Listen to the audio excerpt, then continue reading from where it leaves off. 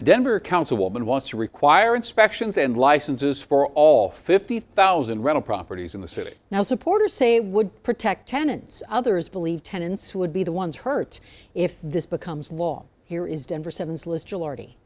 Denver city leaders say they're facing an affordable housing crisis magnified by COVID-19. No one disagrees with the state of the housing market. I mean, it's really, really bad, and this is not going to help. But there's a lot of opinions on a proposed rental registry.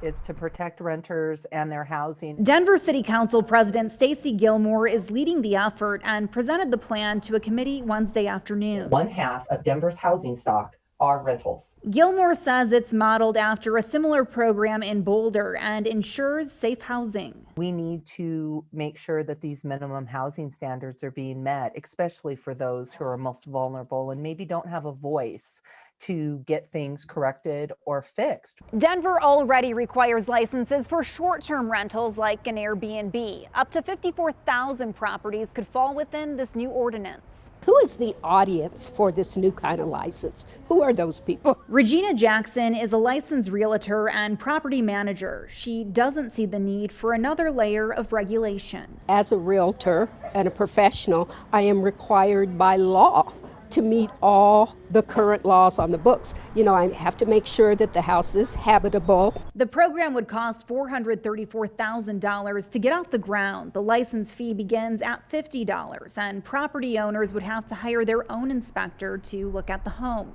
Although Gilmore says the fee is small, the president of the Colorado Landlords Association worries any additional costs will be passed on to tenants. And unfortunately, ultimately, these costs end up being passed on to tenants, which in a market now where rents are already sky high and increasing in Denver, is just going to make things worse for tenants. But supporters argue it's designed to protect renters. Liz Gilardi, Denver 7.